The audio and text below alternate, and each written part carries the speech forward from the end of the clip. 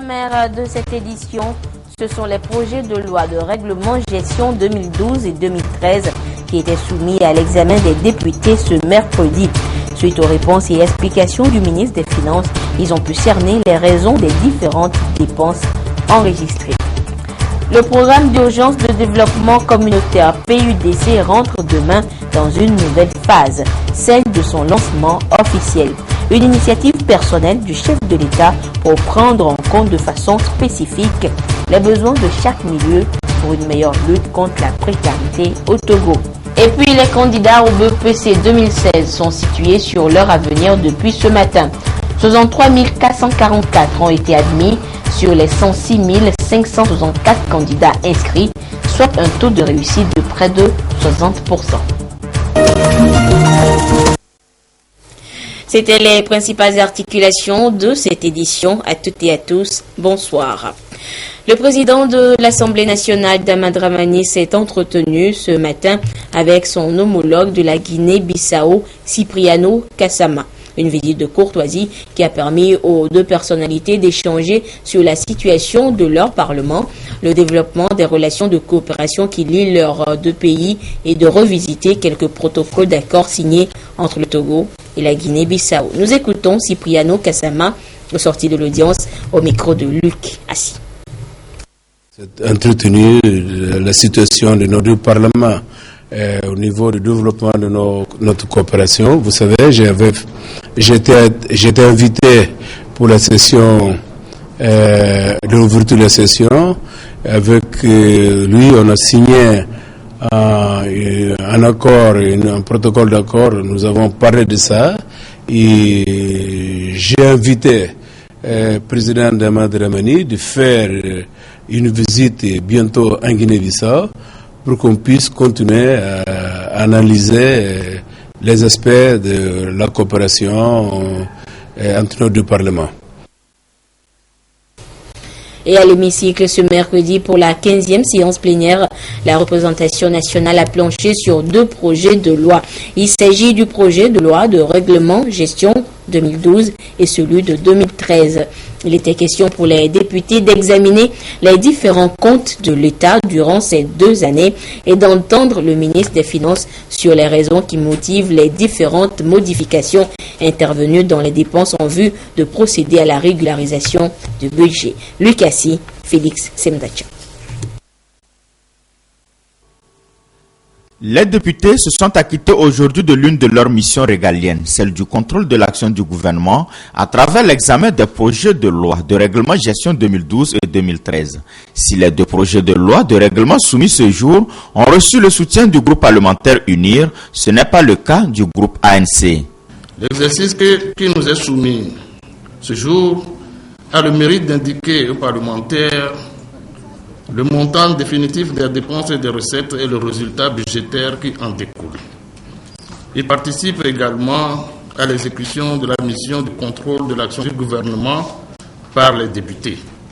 Nous voudrions saluer cet effort du gouvernement par le vote favorable que les députés du groupe parlementaire UNIR vont effectuer et confirmer l'engagement des députés du groupe de la majorité parlementaire à accompagner l'action du gouvernement. Le vote cette année, avec l'ouverture de la session budgétaire en octobre de cette année, puisque nous devons attendre pour cette étude-là la loi de règlement exercice 2015. Nous estimons que le vote des lois de règlement exercice 2012 et 2013 n'ont aucune incidence sur le travail que nous faisons. Voilà pourquoi le groupe parlementaire ANC ne compte même pas participer au vote de cette loi. Malgré l'opposition d'une partie des députés, les deux projets de loi ont été adoptés à la satisfaction du ministre en charge de l'économie et des finances, Adiotet Ayassor. Je voudrais d'abord me féliciter ensemble avec tous mes collaborateurs ici présents de l'adoption de ces deux lois de règlement qui ont permis à l'Assemblée nationale de faire le point de la manière dont les deux lois ont été exécutées. voudrais ensuite féliciter la présidente de la commission des finances, ensemble avec tous les autres membres, pour la qualité du travail abattu. Je voudrais enfin féliciter Madame la Présidente, Messieurs, Mesdames les députés, pour avoir finalement adopté ces deux lois de règlement. Et donc, mes félicitations ainsi sont adressées à toute l'Assemblée nationale au nom du gouvernement. La loi de règlement fixe de manière définitive l'ensemble des opérations d'une année considérée. Elle est une loi de finances qui contrôle l'exécution du budget de l'État. Ainsi, le budget de l'État gestion 2012 s'équilibre en ressources à 448 milliards 733 millions 24 392 francs CFA, en charge à 496 milliards 199 millions 200 495 francs CFA, et celui de 2013 s'équilibre en ressources à 545 milliards 507 millions 734 787 francs CFA et en charge à 603 milliards 157 millions 328 548 francs CFA. Nous l'avons constaté lors des débats, la loi de finances gestion 2012 a été exécutée à une période où les réformes réalisées ont permis à notre pays d'avoir des conditions économiques marquées par un taux de croissance en progression par rapport à l'année précédente et le choix clairement affiché d'une meilleure orientation des dépenses publiques. Quant à la loi de finances gestion 2013, nous retiendrons qu'elle a été exécutée avec un objectif clair, maintenir le cap de la consolidation des facteurs de croissance économique par une mobilisation soutenue des ressources couplées avec une orientation optimale des dépenses publiques. La représentation nationale exhorte le gouvernement à prendre en compte les recommandations faites par la Commission en vue d'une exécution plus efficiente des lois de finances que l'Assemblée nationale vote, afin de lui permettre de faire face à ses obligations envers les populations togolaises. Le vote des deux projets de loi de règlement du budget de l'État, gestion 2012 et 2013, permettant au gouvernement de se conformer à l'article 36 de la loi organique numéro 2008-19 du 29 décembre 2008 relative aux lois de finances. Je vous le disais en titre, après la phase de collecte des données auprès des populations, l'heure du lancement officiel du PUDC, Programme d'urgence de développement communautaire, a sonné, et ce sera demain. Une initiative personnelle du chef de l'État fort et Jimna Nyazimbe pour permettre de prendre en compte les besoins spécifiques de chaque milieu, et ceci pour la réalisation d'infrastructures devant contribuer à l'amélioration des conditions de vie des populations. Aimé Abali. Le processus aura été laborieux, minutieux et surtout participatif. L'élaboration et la mise en œuvre du programme d'urgence de développement communautaire ont d'abord été précédées d'une phase préparatoire qui a consisté à la collecte des besoins vitaux des populations en vue d'y trouver une réponse appropriée, conformément à la volonté du chef de l'État d'honorer ses promesses de campagne qui consistent à faire de son quinquennat actuel un mandat social. Et donc, il s'agit d'une approche nationale visant une intervention globale qui cible prioritairement les zones rurales et semi-urbaines pauvres mal lotis et faiblement desservis. Zone nord, Kara, Savane. Zone centrale, Centrale, Plateau Est. Puis zone maritime, Maritime, Plateau Ouest.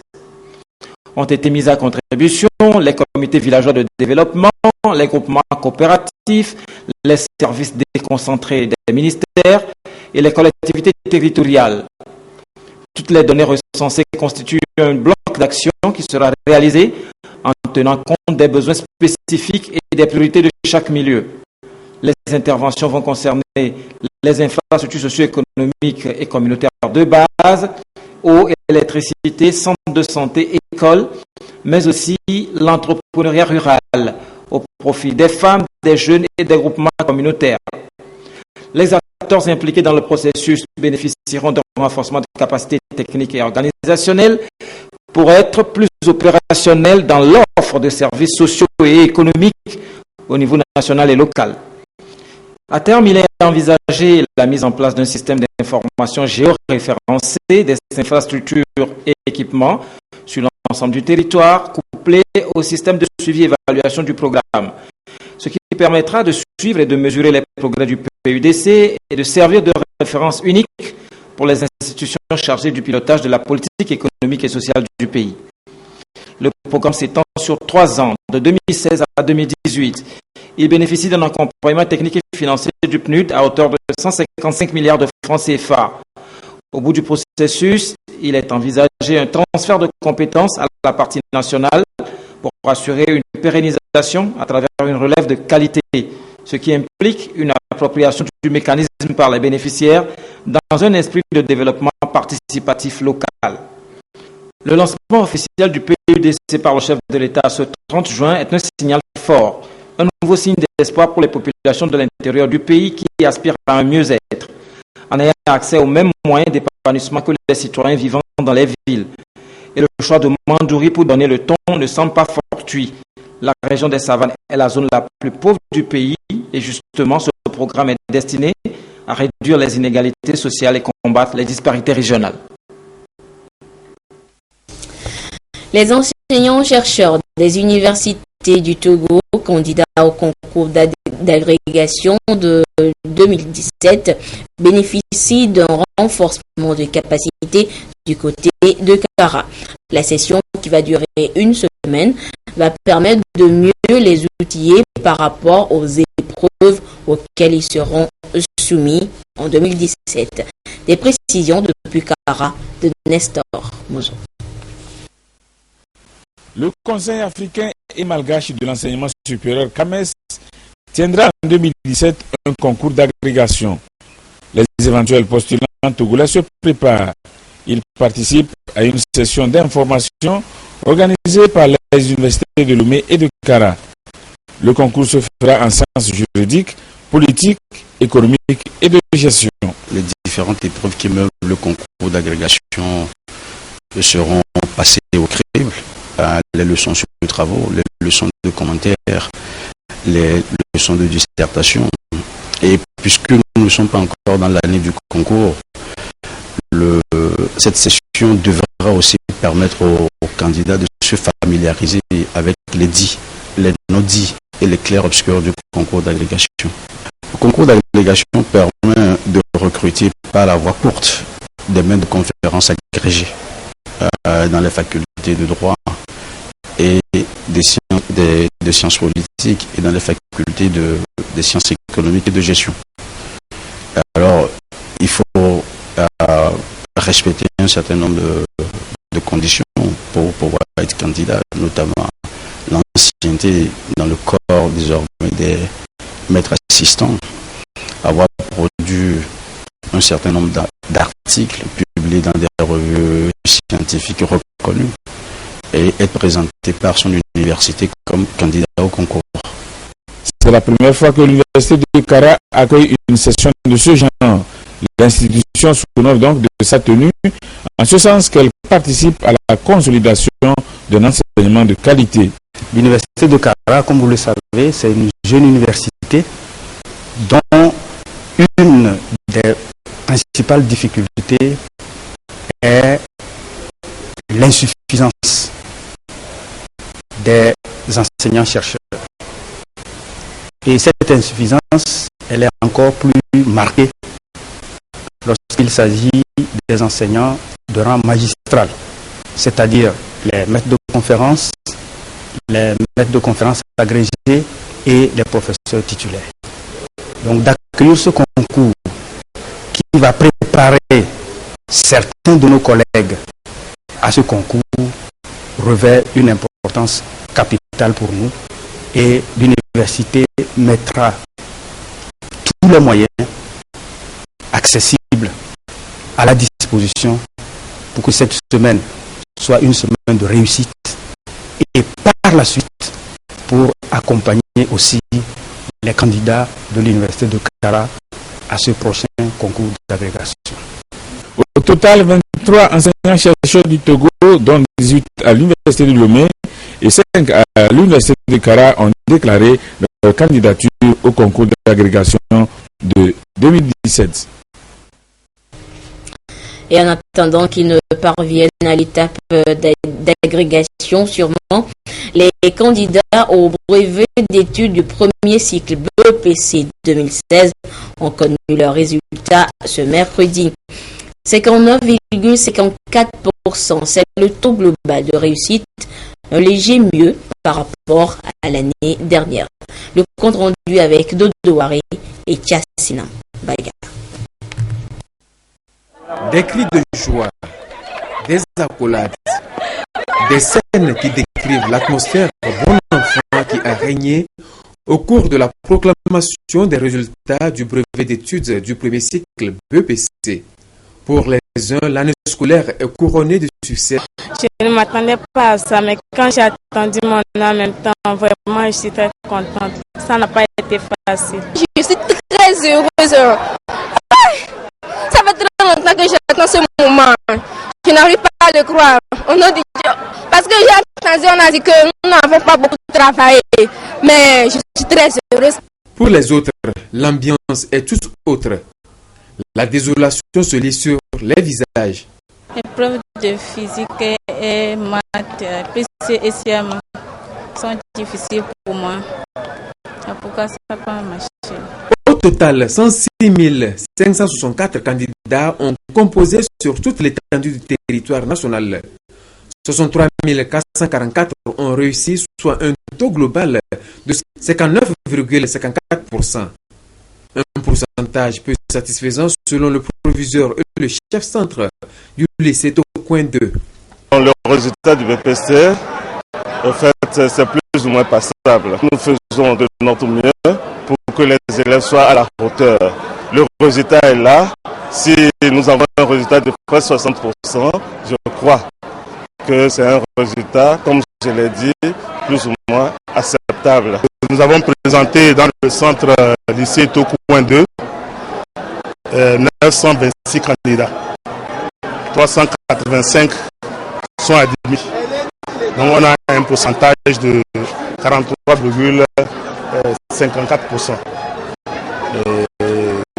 D'une manière générale, je pense que ça n'a pas marché pour notre centre. Parce que nous souhaiterions avoir au moins plus de 50%. La réussite au bout de l'effort. Un grand pas vient d'être franchi pour ceux qui ont réussi à cet examen. Les portes du lycée leur sont grandement ouvertes. La grande question est de savoir comment vont-ils mettre à profit les moments de vacances qui s'offrent à eux.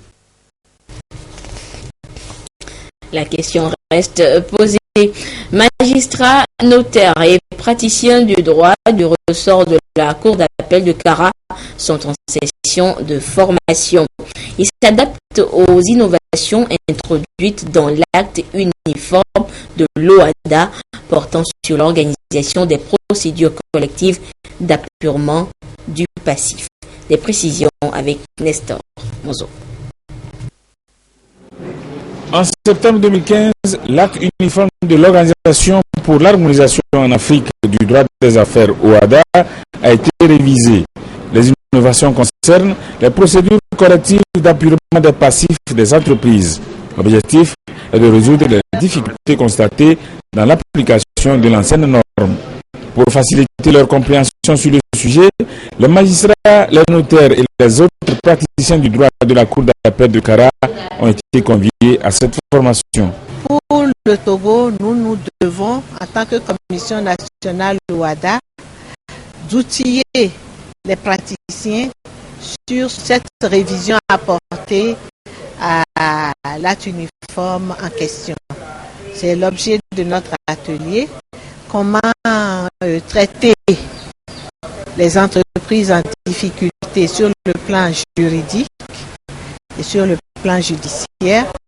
Comment sauver ces entreprises qui peuvent être viables, qui sont viables encore, parce que quand une entreprise est en difficulté, elle peut être viable comme elle peut ne plus être viable. Dans ces conditions, il faut la dissoudre.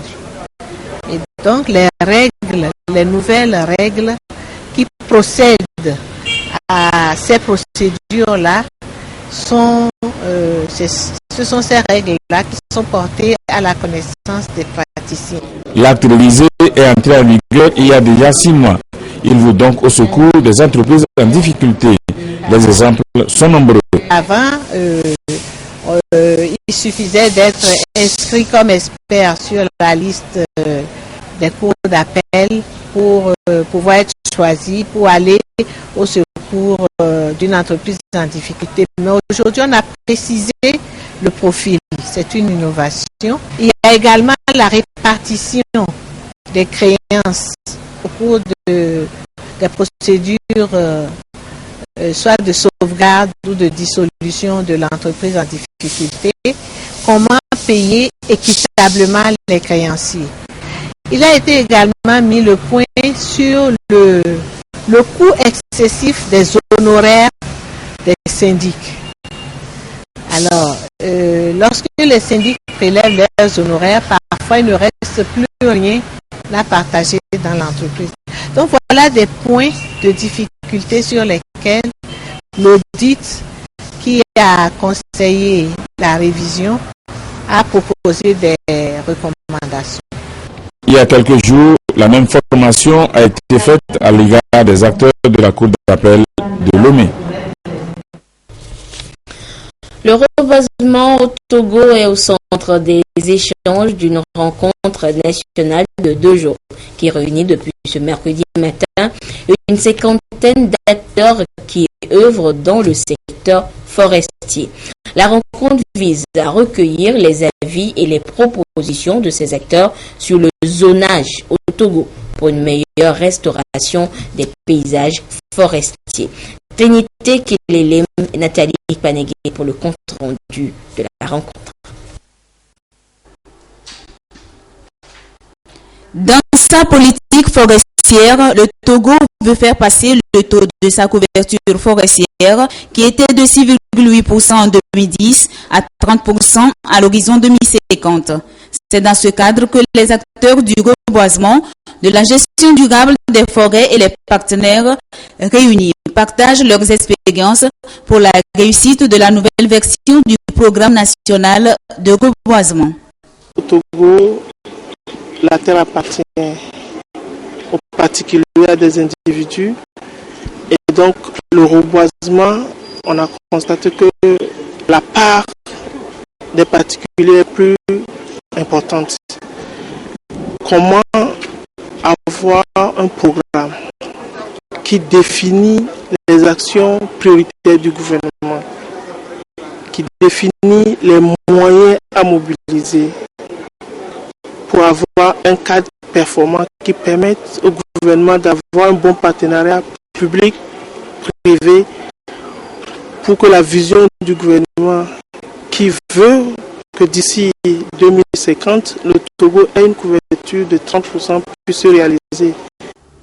La réhabilitation des forêts, la restauration des paysages forestiers, le choix des sites pilotes de la mise en œuvre du programme national de reboisement, autant de thématiques qui retiennent l'attention. Il faut aussi donner la parole aux acteurs du terrain, à des gens qui se frottent au reboisement chaque jour, des gens qui s'y connaissent, qui connaissent le contexte national, qui se connaissent dans ce qu'on appelle le reboisement, pour qu'ils donnent aussi leurs avis sur les attentes. Qu'est-ce que les acteurs nationaux attendent de ce programme de reboisement? Quels sont les objectifs qu'ils poursuivent et comment ils pensent pouvoir aider le gouvernement à implémenter ce programme national de reboisement? Initié par l'Organisation des Nations Unies pour l'alimentation et l'agriculture en collaboration avec le ministère de l'Environnement, cette rencontre s'inscrit dans le projet d'appui à la formulation et à la mise en œuvre du programme national de reboisement au Togo, financé par la FAO sur la période 2015-2017. Le reste de l'actualité sur le continent avec le Libéria qui va reprendre le contrôle de sa sécurité. Dans 2 jours, la mission des Nations Unies quittera le pays après 13 ans de service. La MINUL avait été installée pour sécuriser le pays secoué par une longue guerre civile. La police se prépare à assurer la sécurité au Libéria. Dans 2 jours, ils prendront la relève des casques bleus présents depuis 2003, un passage de témoin décisif pour la stabilité de ce petit pays d'Afrique de l'Ouest. La nation est prête à assumer cette grande responsabilité. Bien entendu, en matière de sécurité, il y aura toujours des améliorations à apporter, ainsi que des défis à relever et des lacunes à combler.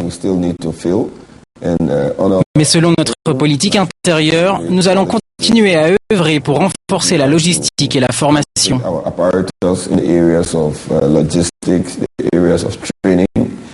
15 000 casques bleus ont été déployés au Libéria après 2 guerres civiles qui ont fait des dizaines de milliers de morts.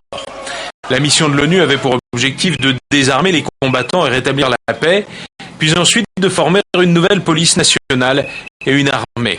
De nombreux policiers sont satisfaits de leur formation, mais le manque d'équipement est flagrant.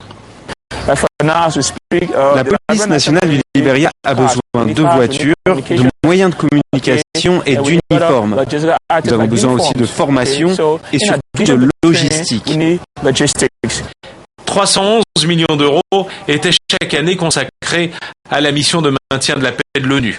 Le Libéria projette d'allouer seulement le quart de cette somme pour financer la sécurité nationale pour cette première année. La corruption chronique qui ronge le pays laisse craindre des failles pour la tenue d'un budget transparent. Nous avons de véritables problèmes et des défis. Premièrement, nous devons dépolitiser les acteurs de la sécurité si nous voulons aller de l'avant et être en mesure d'atteindre les objectifs pour la réforme du secteur. Nous devons être certains de disposer d'un bureau des plaintes indépendant et d'une commission chargée de veiller aux nominations de l'exécutif. Ebola ces derniers mois, terrorisme en Afrique de l'Ouest, les défis sont énormes pour un pays qui assumera désormais seul sa sécurité. Aux États-Unis, Hillary Clinton est rattrapée par son passé. Les membres républicains du Congrès ont rendu public un rapport sur l'attaque sanglante de Benghazi en Libye. C'était il y a 3 ans et demi. L'ancienne chef de la diplomatie américaine et candidate à la présidence est directement mise en cause.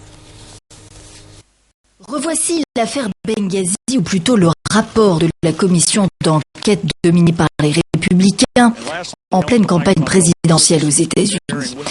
Une conviction pour ses auteurs, Washington avait accès à de l'information en temps réel, mais a été trop lent à mesurer la montée du danger pesant sur ses diplomates en Libye. C'était en septembre 2012. L'ambassadeur Chris Stevens avait trouvé la mort dans une attaque de sa résidence avec 3 autres Américains. Et l'échec, selon le dit rapport, est celui de la secrétaire d'État de l'époque, Hillary Clinton, aujourd'hui candidate démocrate à la Maison-Blanche. L'affaire la poursuit. Elle a été longuement auditionnée à plusieurs reprises et a dû se justifier tant bien que mal. Aujourd'hui, Hillary Clinton dénonce une enquête partisane.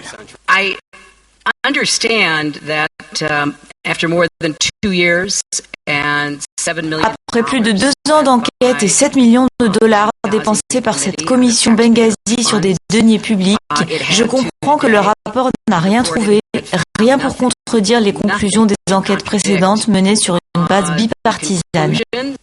Le rapport ne fait pas de révélations fracassantes, mais l'opportunité est trop belle pour les républicains, en plein match pour la Maison-Blanche. Vous ne pouvez pas diriger ce pays si vous ne comprenez pas ce qu'il se passe sur le terrain et si vous choisissez de faire passer l'opportunisme et la politique avant les hommes et les femmes sur le terrain. De quoi envenimer davantage une campagne déjà virulente. Retour en page nationale pour vous signaler cette séance de sensibilisation au marché de poissons à Lomé. Les agents de l'Office togolais des recettes OTR ont entretenu les commerçantes du dit marché sur le civisme fiscal. Le compte rendu avec Viviane Moussouvi et Aimé Abalo. De Evik Bame à Civito, dernière étape de la campagne de sensibilisation de l'Office togolais des recettes sur le civisme fiscal. Le message a été le même partout pour expliquer aux contribuables le bien fondé du paiement des taxes et impôts. Une stratégie pour ramener ces commerçantes à un consentement volontaire à l'impôt. Quand elles viennent, elles vont payer des droits. En dehors des droits de douane, il y a les impôts qu'elles vont payer. Donc cela va contribuer davantage à l'économie nationale. Quand elles viennent, souvent elles repartent avec d'autres marchandises achetées sur place. Donc là, ça fait tourner l'économie et ça fait contribuer au développement de l'économie. Ces femmes, regroupées au sein de l'Association des poissonnières du Togo, ont compris le message et s'engagent à s'acquitter de leurs devoirs citoyens à temps. Elles ont toutefois formulé des doléances à l'endroit de l'OTR dans la perspective de mieux exercer leurs activités commerciales. Notre doléance maintenant de nous construire un marché digne de son nom, comme les autres marchés. Le partenariat vient donc d'être renforcé entre l'OTR et ses groupements de femmes commerçantes. C'est-à-dire donc que le civisme fiscal va désormais rentrer dans leurs habitudes. Le journalisme radio au Togo, que comprennent les auditeurs?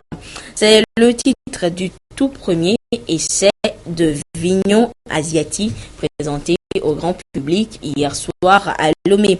L'ouvrage pose la problématique de la compréhension même de l'information et présente également des pistes de solutions pour pallier ces insuffisances au sein des médias et plus particulièrement dans la radio.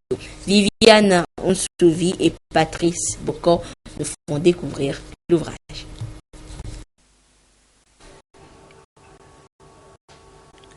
Le journalisme radio au Togo, que comprennent les auditeurs. Le premier essai de Vignon Asiati, structuré en 5 chapitres, cet ouvrage de 70 pages, porte un regard critique et analytique sur les médias pour dénoncer les insuffisances dans la pratique journalistique au Togo, à savoir l'irrationnel, l'émotivité et les intérêts non professionnels. L'auteur choisit le journalisme radio, un média de proximité et plus accessible. Quand vous voulez impacter les gens sur un sujet, il faut prendre le média qui est le plus utilisé. C'est à partir de ce moment que le déclic est venu pour utiliser la radio pour servir le développement de ce pays. Il faut donner aux journalistes de la matière pour travailler maintenant, le rappeler surtout à ces règles élémentaires pour que nous puissions servir une information qui soit comprise par la majorité des auditeurs, les auditeurs pour qui nous sommes censés travailler. Vignon Asiati, à travers ce guide pratique, interpelle les professionnels des médias à une prise de conscience pour faire de la presse un instrument de développement socio-économique du pays. Titulaire d'une maîtrise en biologie animale, Vignon Asiati devient plus tard journaliste radio. Actuellement, il occupe le poste de chargé des statistiques culturelles au sein du ministère de la Communication, de la Culture, des Sports et de la Formation civique. Et ainsi se referme cette édition. Merci à vous qui l'avez suivi un peu partout grâce à la télévision togolaise. Retrouvez Edem sous support à 22h30 pour l'évolution de l'actualité. Mais d'ici là, restez fidèles au programme de la mère des télévisions. À demain.